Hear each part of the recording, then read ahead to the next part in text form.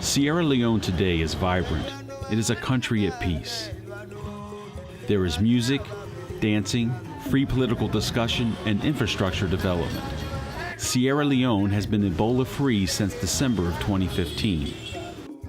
The country again is looking forward to a brighter future through trade, tourism, human resource development, and education. People from all sides of the conflict say that war will never happen again. Sierra Leone continues to need support from the international community to help with reestablishing agriculture, tourism, and development. 15 years ago, Sierra Leone looked quite different. Civil war started in 1991 and ended in 2001.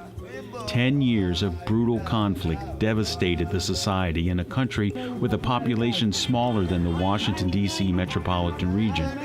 Hundreds of thousands were killed or wounded, and over 1 million people were forced to flee as refugees. Today's peace is a testament to the individuals and communities within the country who made the seemingly impossible choice to forgive and reconcile. With the help of Sierra Leone government, other supporting governments, and NGOs to assist with the demobilization, disarmament, and reintegration programs, Sierra Leone has worked through much of the trauma of war. This is a child. She's going to grow up without her right hand. This is the product of war. So I hope we shall all learn from this and try to embrace peace wherever we are. Thank you very much. Understanding the social process of reintegration and reconciliation provides a window into the long-term impact such programs have and the practical factors that go into the hard work of peace. All factions in the war recruited or captured children, both boys and girls, and indoctrinated them into becoming child soldiers. The indoctrination tactics used were often directly aimed at permanently breaking social bonds, cutting these children off from their society, their families, and their own past. Combatants committed widespread, incomprehensible atrocities. The peace agreement that signaled the end of the conflict in 1999, the Loma Accord, understood that reintegrating child soldiers was an essential component in assuring a lasting peace, becoming the first formal peace agreement to specifically address this need, treating child combatants differently than regular combatants, as they were also victims.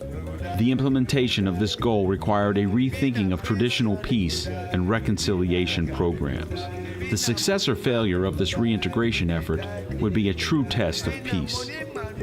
This documentary, interviewing former child soldiers as well as members of the communities into which they were integrated, provides a tangible example of the light at the end of the tunnel for other societies wounded by conflict.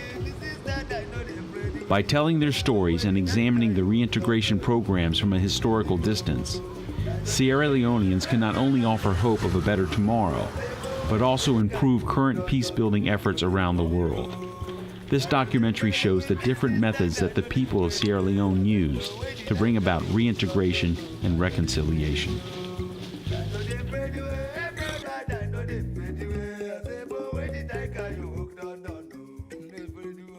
My name is Emery Savage, but I'm popularly known as Kingfisher. That conflict started in 1991 with the ousting of the political party in power at that time. And the war, even though it was in the provinces, it eventually came to the capital city of Freetown. And the search for common ground came into play a very, very critical role, because all of the sides in the conflict did not trust each other. So trust was one thing that was missing. How could we get these people to have trust? So the trust, first of all, was for the conflicting sides to trust us as an organization. So we ended up trying to build that trust, and I can say that Search for Common Ground was one of the first organizations to go behind the rebel lines, to get the real stories from the rebels themselves, because they too had their stories. Mina Gina Musa, the war named Napaji. Me born in the year 1979, April 1st. In 1991, I promoted for go class 6.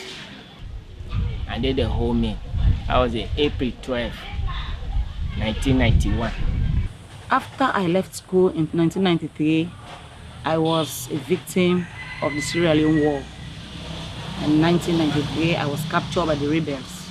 During the war, I was even trained as a guerrilla fighter. Sometimes we kill to have food, a lump of cassava for the day. My name is Amara Sakemba, alias Long Life. Yeah, I get the name Long Life during the war, and after the war now, the name still continue. I become a child soldier, like how I call a child soldier. As at the age of, from 1992, I born 83, 1992, I don't turn rebel. You understand? I don't turn a child soldier. Until 2000, during the war, I not be able for learn anything by myself unless I'm me and me rifle no more. Me and me rifle, when I'm a king, me life, me brother, you understand? That are the weapon. I'm Rufus Tambakangba. I'm a ex-service man from the Sierra Leone Army. I pensioned out as a staff sergeant. I served the army for 13 years, 249 days. We were assigned in Pujong from Koribondo all the way to Solima to take care of the boundary, to keep off the rebels from infiltrating into our sovereignty. And I served at the infantry level. We used to do guerrilla movements. I was once a fearless fighter. I fought many battles that I won. Some battles that I went on, we had to retreat. But most of my battles that I fought, they were successful until I sustained my injury.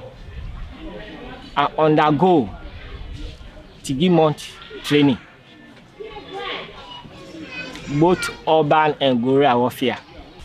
But now the training base, I be the SBU commander, small boy unit commander. My first boss man, we call it Charles Timber, where we attacked Dalu barracks in 1991. He not make up the attack. He died at the middle of the bridge. We get plan for let escape and go now to people there. But within that time there, the Guinean troops they don't come, they don't occupy Bonubu Teachers College, they don't occupy Dalu barracks. From there, anybody come on at that Moa River, you come towards government in your area, they go kill you. They say you're a rebel. So we said, within this, we fear. We say, okay, if we distant the case, let's remain which side we did. I joined the Camajon during the year 1998. The time that I joined the Camajon, I fight my first fight at Shegbima. I got my first fire on my left-hand side, so the bullet pierced me there. So that I was being strained for over 6 months. I was in the bush. Camajon, they go attack you as far as Kalam. But being that we be get material, we will push them back. Any side way that they attack, we will push them. They captured us. We take some goods for them from Freetown to. They work with us day and night with long journey with barefoot. We walk from Freetown to Makeni by foot. When I reached at Makeni, my foot got swelling. At that time, it was so pity. They captured many women also. Sometimes you even plan to hide. But if you attempt, your name will be written on your forehead with a razor blade. If you go out there, you are our enemy, so we'll kill you. So our friends who decide to hide when they are captured, they block their eyes, cut their breasts, choke them with bare knife. So we too become afraid. I got married in the war with one of the guerrilla fighters. He was a colonel by then. His name was Rashid Sande. We had 2 children. And he was a very vibrant man, in the organization. He even attended the Lomé Peace Accord with Fode Sanko and the Sierra Leoneans and the Sierra Leone government in the Lomé Peace Accord. Government actually went around talking to communities. Yes, we have the constitution and we have this war. The constitution says we cannot accept a rebel to be our leader. You have to be elected to be a leader. But we want the war to end. So what do you want us to do when we go to Lome for negotiation? Do you want us to bend the rules? And the number of people, over 80% of people allowed, mandated the president say, yes, bend the rules so that it ends. So that was how there was some allowance. At the time they were crafting the instrument for that outlined the disarming and demobilization. Say, okay, accept it. And in the end, Fode Sanko was actually accepted as the second vice president in charge of the minerals. The Lome Peace Accord was unique in a great way. It is one of the peace accords, well, the first ever peace accord that actually focused on children, the special needs of children. How can that be addressed in reintegration, disarmament, and demobilization? All these things so they tell we make, you see, yes, they're right. Some of who kill with commander. You understand? Because commander they tell you to say this thing. If una left so then people are going inside una, it happens so. Una get for feel the pain. We just accept. Some of who be get now, now the turn with the old gun they with the ace up. We can and then nearby turn there. We say we don't tire, let them not afraid. No magazine, the magazine is empty. We pull the magazine, we show them. Nothing, they will cook, we will fire, no nothing. From 1993 to the year 2000, when when the war ended, when disarmament took place. So I was one of the people who disarmed and bore, and I was reintegrated. I go through disarmament and see with reintegration. The integration process, I go through waiting alarm, and this garage tie and die. How did Sierra Leone actually follow through that process? How come, compared to other countries like Burundi, the country did not slide back? We followed that through. I think first and foremost, it was the leadership at the time. Sierra Leone had a leadership that can say, get off the bush, come, yes, we are willing to share power, come and take what you want. We are brothers and sisters, let's unite. So right at the top, there was commitment.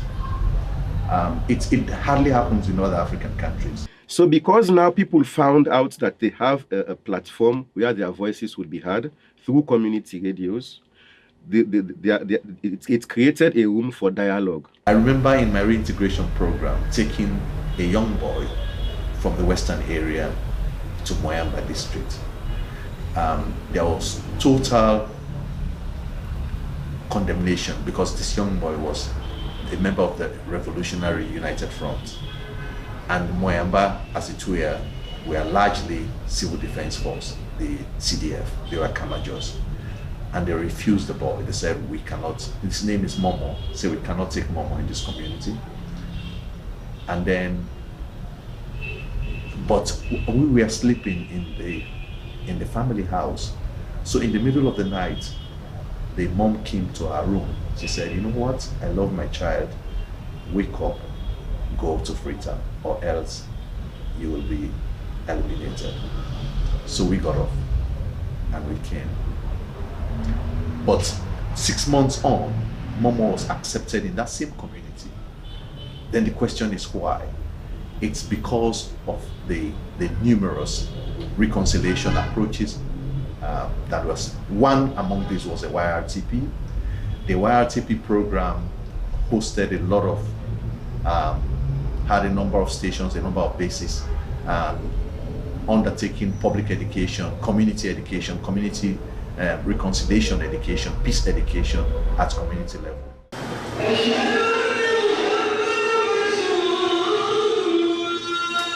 My name is Sheikh Abu Bakar Conte.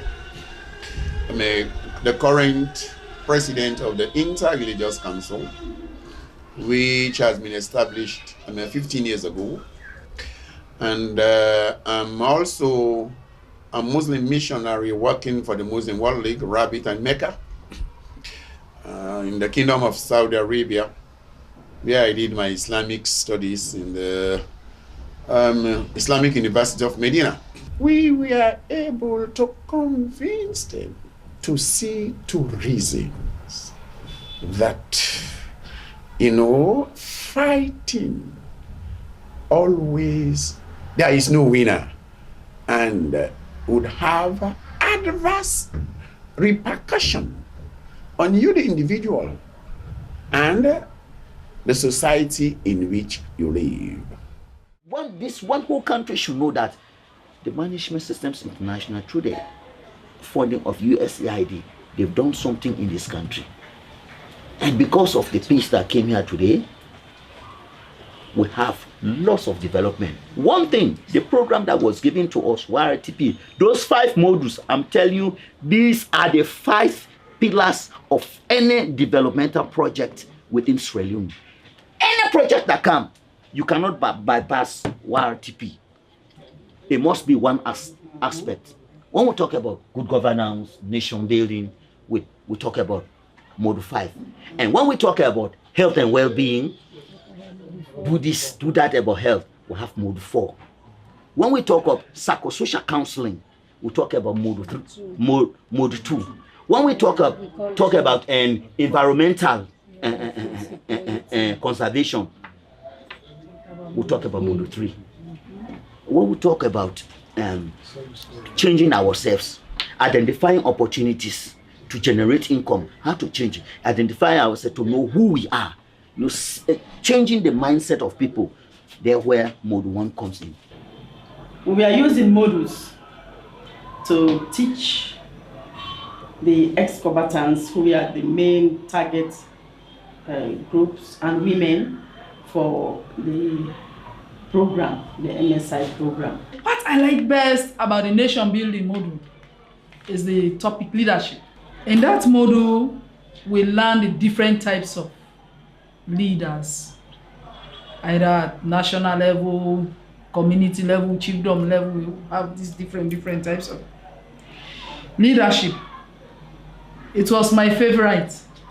They confessed in our classes that they were using drugs like marijuana, cocaine, and others.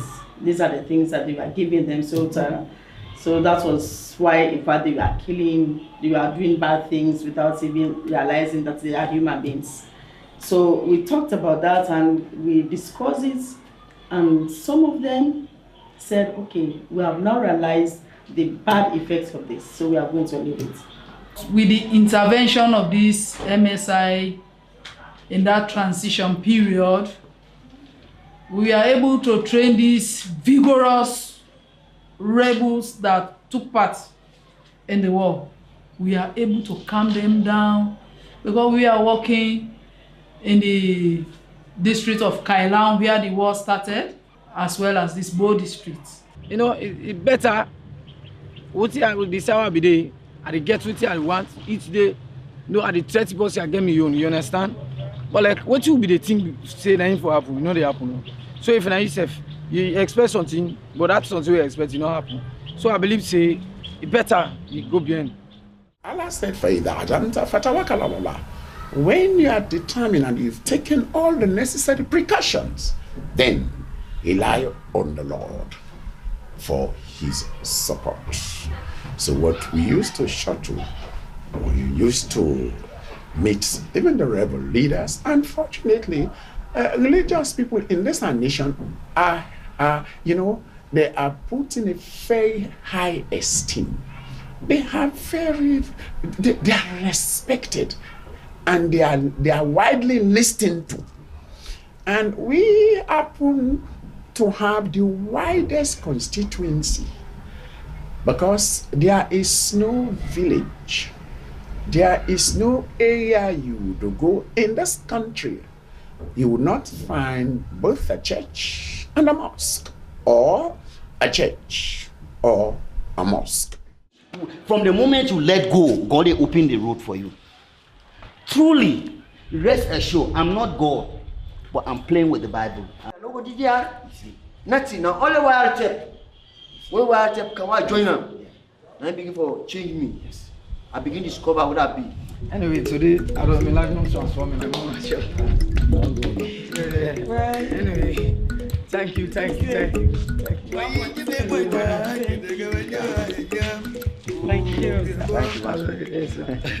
I want the international world to know this as I'm speaking here. If the American government sit out there, they think that they have not done nothing in Sierra Leone, they are mistaken. They have done lots of work. If you see Sierra Leoneans today are trotting the streets with happiness and in a peaceful manner, it was the help of USAID.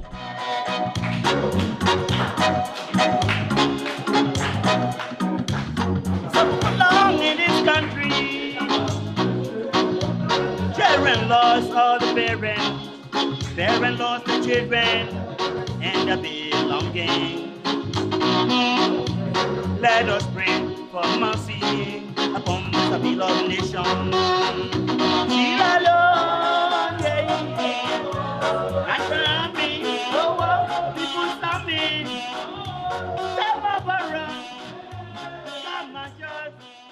The former government that was in power under the president, late Tijan Kaba, who was the president who finally ended the war, he was very encouraging to open up that space. So that was the time you would have musicians singing these social songs against corruption, against bribery, all of these things. We had a very dynamic country director at that time, Frances Fortune. She was the person who was able to bring two of the combatants, one from the rebels and one from the local defense forces. So I remember one of them was Rashid Sandi, he's late now, he's dead, and the other one was Fodi Sajuma. He was part of the Kamajos, the local defense forces. And those two, she brought them to the studio, they worked together to produce a radio program which was called Throw Away the Gun. So Throw Away the Gun. When we came out, Turkey Drum Studio also changed the life of my husband. They really helped us greatly, and he was employed as program radio producer. We were able to live together, build a house, live a comfortable life. We never knew that our lives would change again.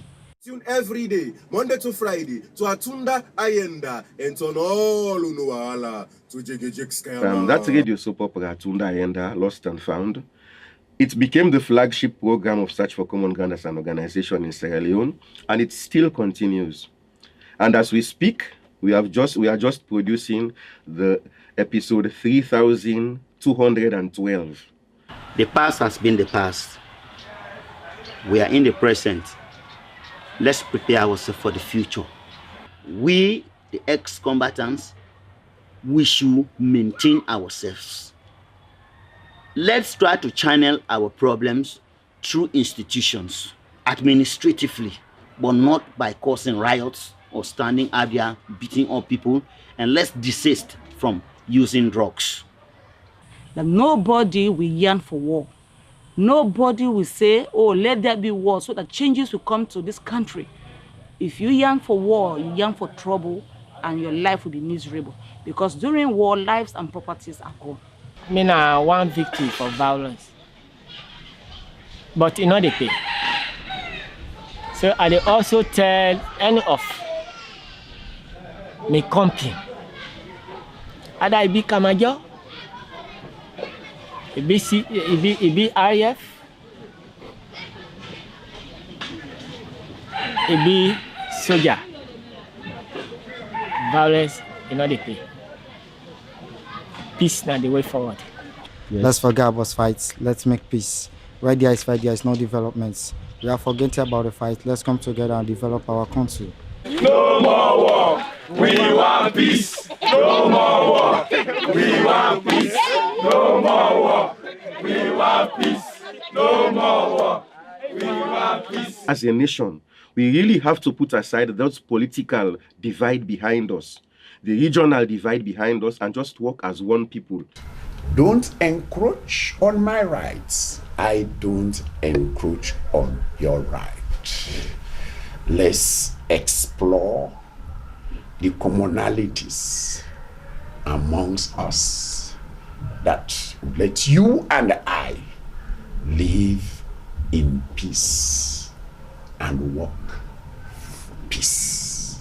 The Sierra Leone experience. One is for world leaders. If leaders decide to neglect justice, to neglect human rights in their countries, those countries will definitely be plunged into violence. And the second is for the leaders as well, that wars will never be solved by unilateral solution. If you say it has to go your way, you can never do what Tijan Kaba did to say, let us talk about it and solve it. Wars will never end. Countries will continue to be plunged into violence. You have to build bridges of accommodation. You have to get a bilateral solution to solve the world's problems. It will never be solved by a unilateral solution. And the third lesson is the people, the resilience of the people. The people definitely own their own ultimate fate. And how can people control their destinies in wars is the degree of love they share for one another. That was the love that the Sierra Leonean people shared. The degree of tolerance, the degree of patience they had for one another. Had the people not embraced international assistance, their government, the people, what we are now seeing as world-scale multilateral success will never have happened. So the people of Sierra Leone, it's good for you to dedicate the success of Sierra Leone to them. They are incredible people, they are great people, they're a great country. Sierra Leoneans can not only offer the hope of a better tomorrow, but also improve the current peace-building efforts around the world.